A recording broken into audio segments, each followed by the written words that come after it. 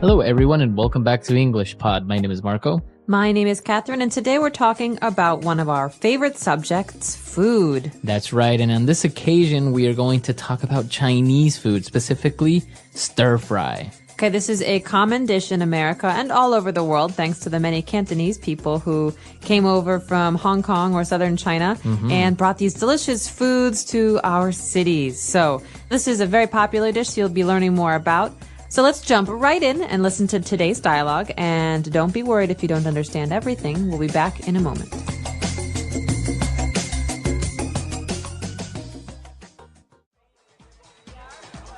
Oh man, I had the best supper last night. My wife made a stir-fry and it was amazing. I love stir-fry. Crispy bite-sized vegetables covered in a mixture of soy sauce and oyster sauce. Wilted greens and fresh bean sprouts. Throw in some onion and garlic and ginger. It's almost lunchtime. I would die for a plate of stir-fry right now. Well, you can keep the vegetables. I'll take the meat. The stir-fry my wife made was really hearty, with chunks of beef and slivers of bell peppers and onion. What? You call that a stir-fry?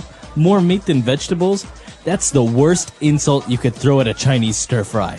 What a disgrace to the wok she fried it in. What you had is equivalent to a fajita without the wrap.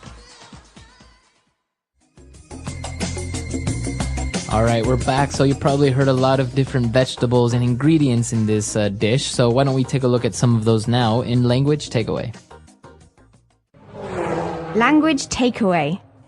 The first two phrases that we have, actually, they're not words, they're phrases, are the names of sauces that are very, very important to Chinese food. The first one is soy sauce. Okay, soy sauce. And it's this black sauce, right? And it's Very made, salty. Very salty. And it's made from Soybeans. soybeans. Okay. Soy. So soy is a bean, a vegetable product, but soy sauce is a thin, black, salty sauce.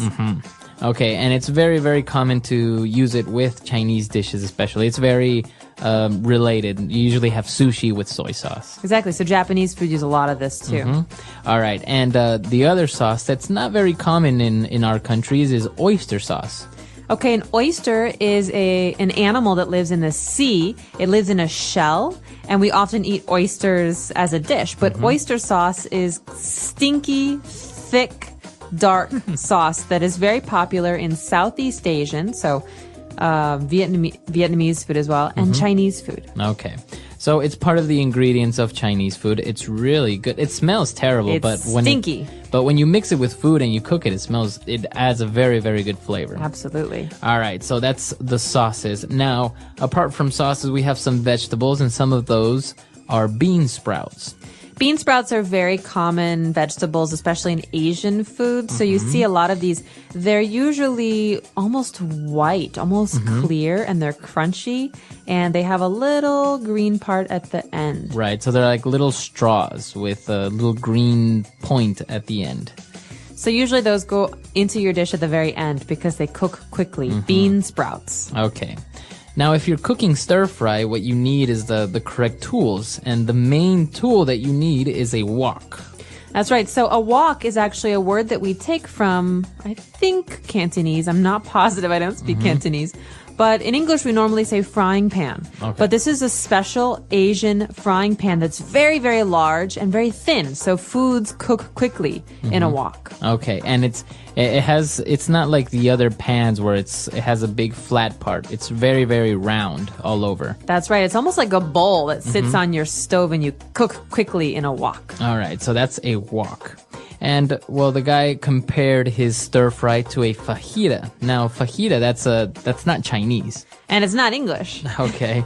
Well, it is English now. It's actually the name of a food from Latin America. So South America and Mexico and Central America. I think more Mexican than anything.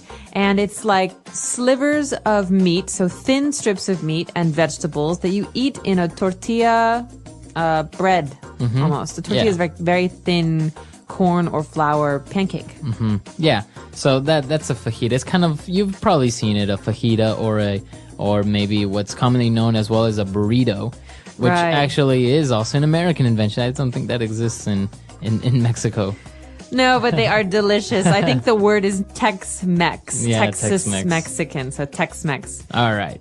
So that's what we have for you on Language Takeaway. Why don't we go back to our dialogue, listen to it again, and we'll be back shortly.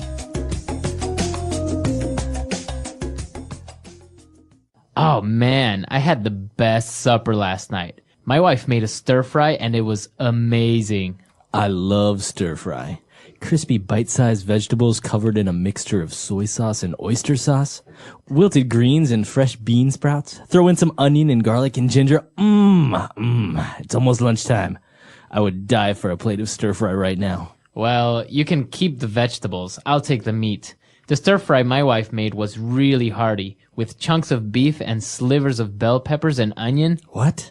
You call that a stir fry? More meat than vegetables? That's the worst insult you could throw at a Chinese stir fry. What a disgrace to the wok she fried it in. What you had is equivalent to a fajita without the wrap. All right, we're back. So now I think we should take a look at some of those phrases that were used in this dialogue in Fluency Builder. Fluency Builder. The first phrase we have in Fluency Builder is a phrase that you will hear very often when you watch cooking shows. So this is a term we say throw in, to throw in. Okay, so throw in some vegetables or throw in some onion and garlic, and that means to just put it into the pan, put it into the pot. That's right, but it's very general or casual or easy. You just add some. If we want to be specific, we can say, please add 1 cup chopped onion. Okay, 1 cup of chopped onion. But here's throw in just means add casually. Okay, add some onion. So we throw in all of these ingredients and it sounds so delicious that the guy says, I would die for a plate of stir fry right about now. So that means he wants some stir fry. I would die for is a good thing. It's a way to say I really want something. It's an exaggeration. It's not like you would actually die for it or you are dying to eat it. It's just that it's an exaggeration means that you really, really want it. I would die for a new car. My car is old and it never really works. All right, so you really want a new car. Okay. And, well, the guy obviously didn't really like what he was talking about and how he cooked this stir fry. And he said, what a disgrace to the wok she fried it in. Okay, this is a way to say that something is bad. It's embarrassing. So we can say that this food is a disgrace to Chinese food because Chinese food is one way, but this doesn't even look like Chinese food. So a disgrace. So the word disgrace, it means that something is bad. Or embarrassing to something Embarrassing. else. So a parent can say, you're a disgrace to this family. That means this family has a good reputation. But what you did, what you do, these are bad things. They make us look bad. They're embarrassing. They're embarrassing to us. Okay. So it's a very strong phrase. This is a disgrace. Okay. A disgrace. Very good. A strong phrase, and you can use it if you ever want to talk about someone or something in this way. But remember, it is pretty strong, right? Very. If you say somebody's a disgrace, it's pretty insulting. It's hurtful. Okay. So why don't we listen to our dialogue for one last time, and we'll be back.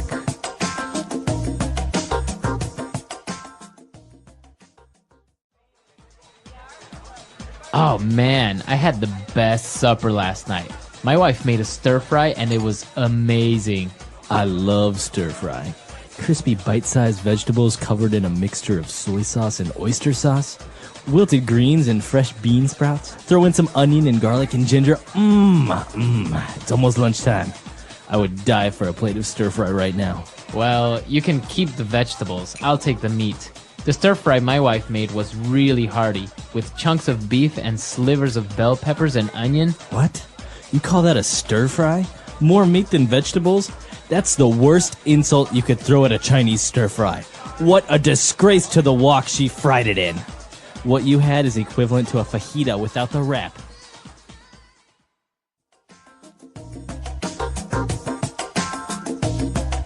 All right, so talking about Chinese food, there are a lot of American inventions around Chinese food as well, not only Mexican food. For example, it's very popular, this dish chop suey.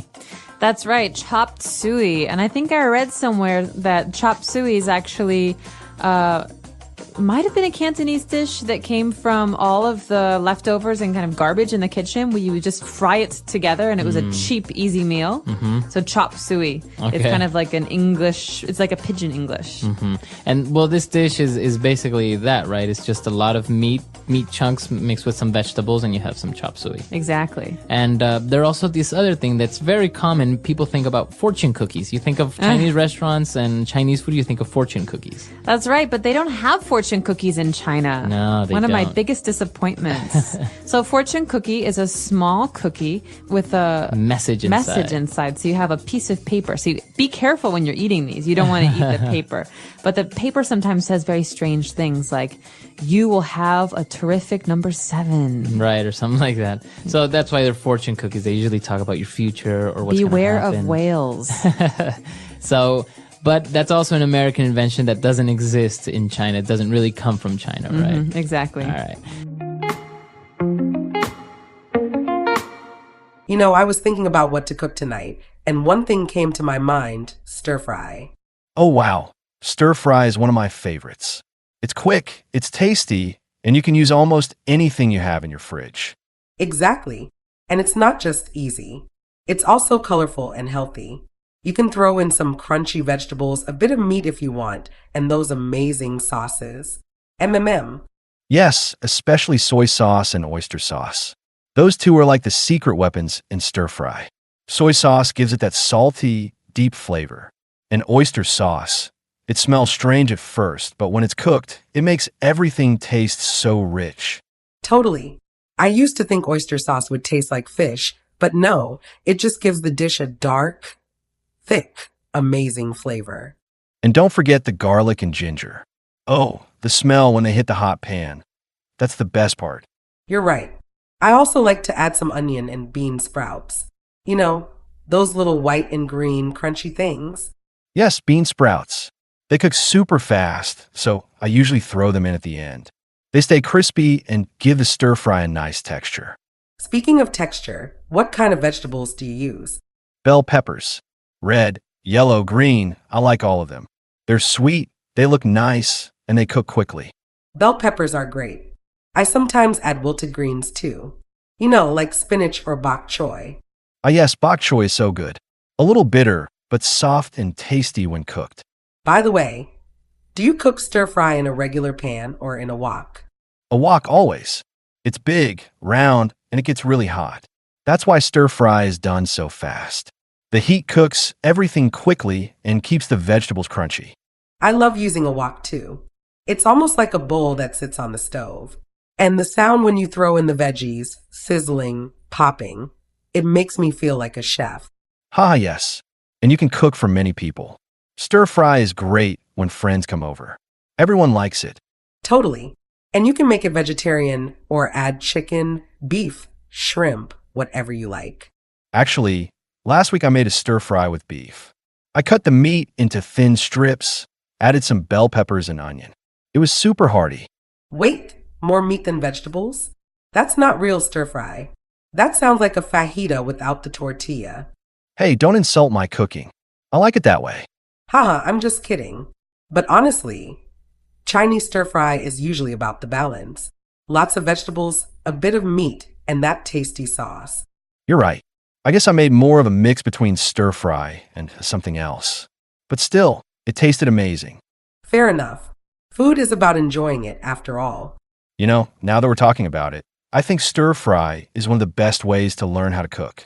Yeah, that's true. You don't need to follow an exact recipe. You just throw in what you like and cook it fast. Exactly. And even the word throw in is something people say a lot in English when cooking. It just means to add something casually. Right. Like throw in some onions or throw in some garlic.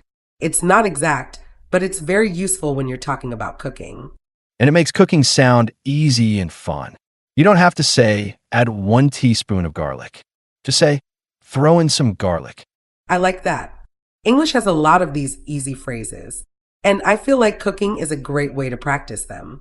Oh yeah, and food words are some of the first words people learn when they study English. Like chop, slice, mix, and fry. Speaking of fry, stir fry is different from deep fry, right? Some people get confused. Yes, good point.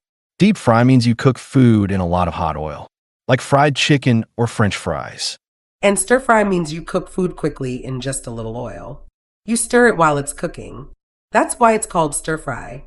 Exactly. You stir and you fry at the same time. And usually, the heat is very high, so you need to keep stirring or the food will burn. That's why a wok is so helpful. The shape lets you move the food around quickly. And it cooks everything fast. That's great when you're in a hurry. I can make a stir fry in like 15 minutes. Same here. It's perfect for weeknight dinners. You get home, open the fridge, and ask, what can I throw in the wok today? Ah, yes. Last time, I had only carrots, cabbage, and a little leftover chicken. I made a simple stir fry, and it turned out great. I love meals like that. No waste, just good food. And honestly, stir fry is also cheap. Vegetables are not expensive, and a small amount of meat is enough. Plus, you can make it different every time. Use tofu instead of meat. Or add some chili if you like it spicy. Oh, spicy stir fry is the best. A little fresh chili, some garlic, and ginger. It really wakes up the taste. And you can eat it with rice or noodles. I usually go with rice, but sometimes I like egg noodles too. Rice is more traditional, but noodles make it feel like a street food dish, like the kind you eat at night markets. Exactly. And let's not forget, the smell is incredible. The whole kitchen smells like something special is cooking. And that's the moment when your family or roommates come in and say, what are you making? Ah, yes. And they always want a bite, even if they said they weren't hungry. That's the magic of stir fry. It brings people together. You know what's funny? Some people think stir fry is only Chinese food. But actually, many countries in Asia have their own version. That's true. In Thailand, they make spicy stir fries with basil and chili. In Japan, they use ingredients like teriyaki sauce or sesame oil. And in Vietnam, they often use fish sauce and fresh herbs. It's still stir fry, but the flavor is different in every place. That's what I love about cooking. It's like traveling. You stay in your kitchen, but you taste food from around the world. Exactly. And even here, in America or Europe, people have changed stir fry a little. Sometimes they use local vegetables or add their own twist. Like broccoli. It's not really used in traditional Chinese stir fry, but people love it. True. And people add mushrooms, zucchini, even corn sometimes. It still works. And it's okay to mix cultures in food. You can try new things. Just make sure the taste is good. Right. But I do think there should be a balance. A good stir fry isn't just meat or just vegetables. It's both with sauce, spices, and texture. Speaking of texture, do you ever add nuts? Like cashews or peanuts? Yes, cashew chicken stir fry is amazing. The nuts add crunch and a little sweetness. It's delicious and healthy too. Nuts give you good fat and protein. I think stir fry is one of the best ways to eat healthy. Lots of vegetables, not too much oil, and you control the salt and sugar. Yes, and when you cook at home, you know what goes into your food. No hidden stuff. Also, cooking at home can help with learning English. You read recipes, follow instructions, and learn new words. Totally. I remember when I was learning English, I used to watch cooking shows. I learned words like chop, slice, saute, and of course stir fry. Same here. And they always said things like now, throw in the onions, or let it simmer. It helped me understand casual speech. And food words stay in your mind because they're connected to smell and taste. You don't forget them easily. That's so true. Like, I still remember the first time I heard the word wok. I thought it was just a normal pan. Yeah, I used to call it a big bowl pan. But it really is different. The shape, the material, it's made for high heat. And it looks cool too. When you see a chef cooking with a wok, throwing the food in the air, it's like a show. Ah, yes. I tried to flip my stir fry like that once. It landed on the floor. Oh no, at least your floor got a taste of it. Yeah, I think the dog enjoyed it more than I did that night. You know what else I like about stir fry? It's a good dish to cook with someone else. Yes, like a partner or a friend. One person can chop the vegetables and the other can stir and fry. Exactly. And you talk while you cook. It's a social thing. Totally. It's more than just food. It becomes a memory. Also, if you're learning English, talking while cooking is great practice. You say things like, pass me the soy sauce, or can you chop the carrots? That's true. It's real conversation. And it's not scary like speaking in class or in a test. Yes, it's relaxed. And the best part? You get to eat when you're done. Haha, reward for your English practice. By the way, do you usually prepare everything first before you cook? Yes, always. I chop everything and put them in little bowls. That way, I'm not rushing when the wok is hot. That's a smart way, because once the heat is on, things move fast. Exactly. Stir fry is not the kind of food where you can stop and think. That's why I love it. It's like a dance, chop, throw in, stir taste. Haha, yes. And when you get better, it feels natural. You don't even look at the clock. And you don't need to follow a strict recipe. You learn what works together. Like garlic and ginger, or soy sauce and sesame oil. And don't forget that you can always try new ingredients. I once added pineapple to a chicken stir fry. Oh wow, that sounds good. Sweet and salty at the same time. It was. Some people didn't like it, but I did. And that's the fun part, making it your own. Totally agree. Cooking should be about trying, tasting, and having fun. Also, I learned one cool trick.